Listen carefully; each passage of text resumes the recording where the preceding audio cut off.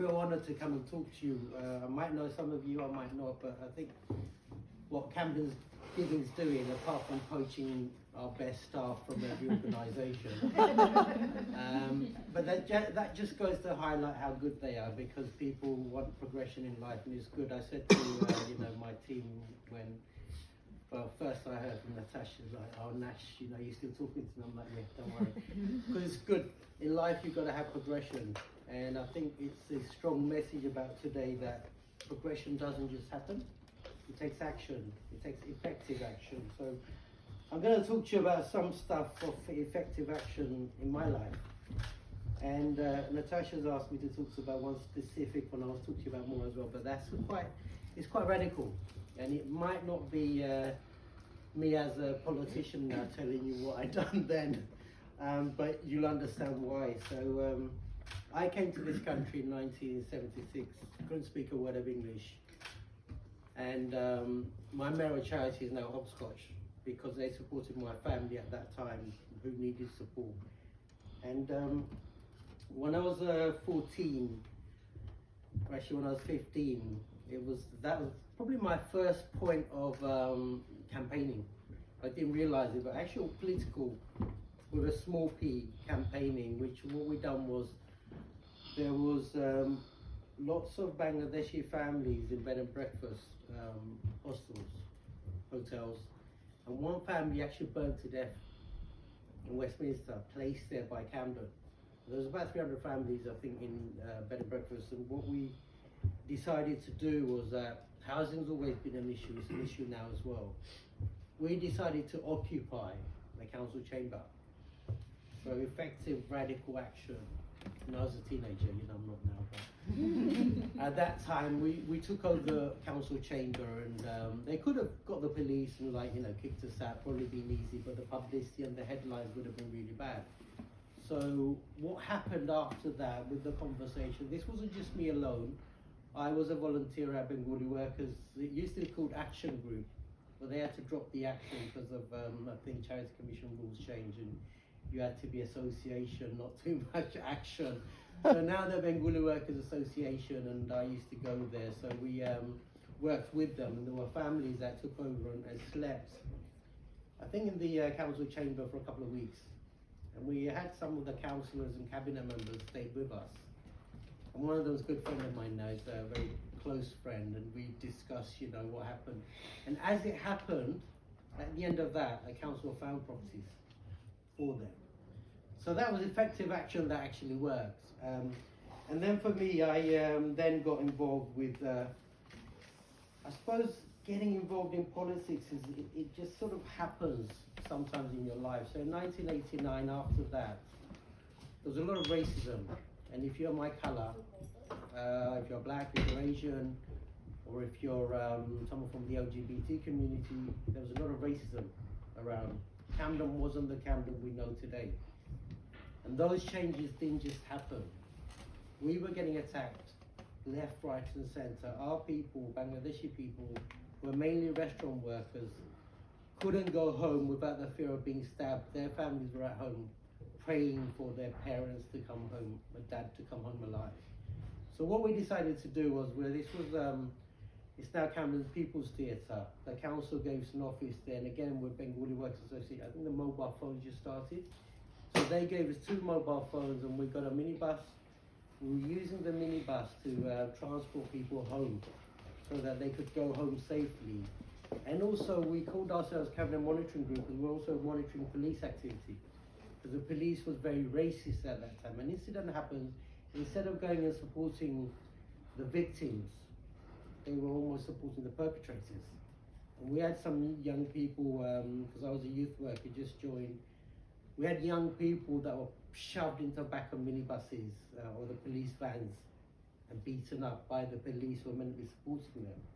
So we took some of them to court, and we actually won cases because the police WPCs, in one case, went against the male police officers and testified. So again, that was going on day in, day out, and we were, so that was again effective action by the community coming together. And then in 1994, I don't know if you remember Richard Everett case, so he's a white young guy in Somerstown who got murdered by Bangladeshi young people. But this was after the Bangladeshi community were living in terror, National Front, skinheads. And we thought skinheads were like, you know, these thugs that suddenly fly in from other parts of the country, but they're not. They were local young people who just shaved their heads. And it was a fashion craze at that time. So we used to fear Doc Martens, which are fashionable now for everyone. Those days you feared Doc Martens, you feared the Union Jack, you feared the George Cross, because that was their logo. That's what they had for their logo. So every time you saw them, you'd be worried like, am I safe? And I was younger, so I was okay. Spat at, probably, you know, if unlucky, get kicked, punched. My brother, who was older, chased with knives. We had lots of stabbings in Drummer Street and Somerstown. We couldn't go to school. So as a teenager, I couldn't go to my secondary school in Somerstown, now Regent High. It was Sir William Collins. And we had to fear for our lives going through Hampton and under the blocks.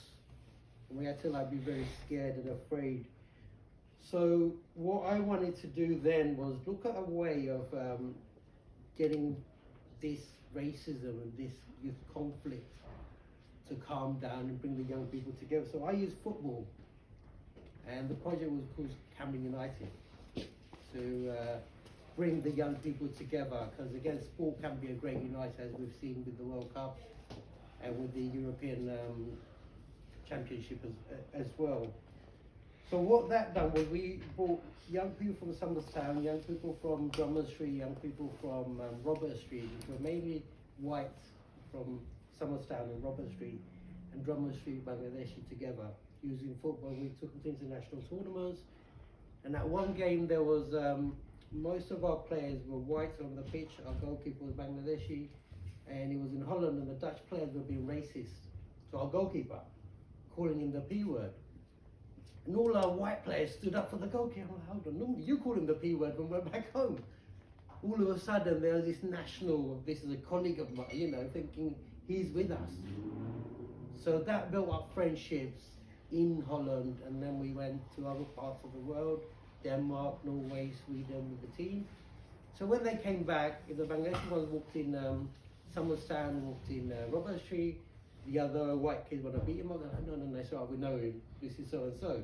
So that stopped it. The white kids went to Robert Street, went to Drummond Street, and the Bengali ones want to beat them up. He's like, no, sorry, we know them. So that is like the seed, sowing the seed, helps to bring together. And like now, I know Hafid, who works for Camden. Camden poached one of Natasha's staff. So like, you know, he keeps going. So Hafid is now leading Camden United as a team, and mine is still going. So I said to Happy, when you become a millionaire with this, I'll come back and see you. But again, like, using sport is so important, and that project was publicized so highly that I got known because it was in the BBC, it was in the Sun. Obviously, Sun wanted to make it into a really nasty thing that we were doing. It was all over. We had people come from Hungary where they were facing racism. We had people come from Northern Ireland, because they had all the IRA issues. We had people come from Scotland, they had all the Protestant and Catholic issues, and they duplicated that project all over other countries. And when I was in Mayor in 2003, I went to, so I took a team, Camden United, to Hungary, and we played against the national gypsy side, because they were the ones that were facing the racism, and it was actually televised on Sky. And those players, a lot of my players are now actually, so I've got Ash, who's got Pro Touch. I've got Mesbo, who's got London Tigers. I've got a couple of other players who've actually developed this model and using it to unite young people and actually, you know, political with a small p. And they're doing that. But obviously what happened is, I then got to know the leader of the council through my work with Camden United. And in 1995, I started working for KCB as a trainee youth worker. And then I got my degree, and then in 2001 I became the chief exec. By 2001 I was like, you know, I know all this. So 2002, the leader of the council said, why don't you join us? So I affiliated my closeness with the political party that I'm aligned to, which is the Labour Party. So that's why I don't have the chain on, because of the chain I can't talk political. But the red, if I sit there, a bit of yellow, it's a bit of both. But again, you know, I've aligned myself with a political party that when I'm not working, I do my party politics with the big P. But when I'm not working, I do the small P politics, because I think politics is life. When young people say to me, "Oh, I don't like politics," I'm like, "Which school do you go to?" "Oh, Region High." "Who built that?" "Well, I don't know." "Well, we did." It was the school I used to go to, and there was toilets used to stink. Which school did I go to? Netley. Toilets used to be really bad. The kids was like, school was falling apart. So it's the Labour government, the Labour council that put the money into it. So I'm like, everything you do in life has got political involvement. It may not be party political. If you don't have a voice, if you don't use your vote, if you don't use your voice, you're silent. You'll be walked over. So I say to young people, get involved, do what you want to do, and make sure that, again, at the moment we're seeing, how long have I got left? You said that, didn't you? But at the moment, you know, the cost of living crisis is so massive. But the cuts that are being faced by voluntary sector organisations that are supporting people is massive too. And we are suffering from the cost of living crisis as well, as is the council.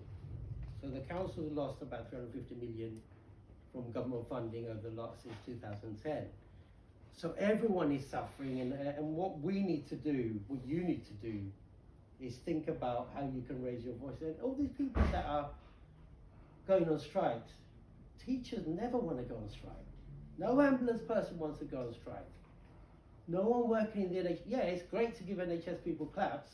Wow, well done, well done. But when it comes to money, they don't get enough money. Inflation's so high, not enough money to pay for their food, not enough money to pay for their children's food, their heating. It's heating or eating for them. It's heating or eating for older people. So tough times, and I think, you know, end of the day, you have to decide how you do it in terms of how you campaign, which charity you're from. And I know a lot of you, probably all of you, are doing amazing work in Camden. And I'm grateful to Camden Giving, grateful to Young Camden Foundations, and to all of you for the amazing work that you do. And I think without all of you in the room, a lot more people will be suffering. So I just want to say a massive thank you as Mayor of Camden, but also a massive thank you as a resident of Camden for everything you do.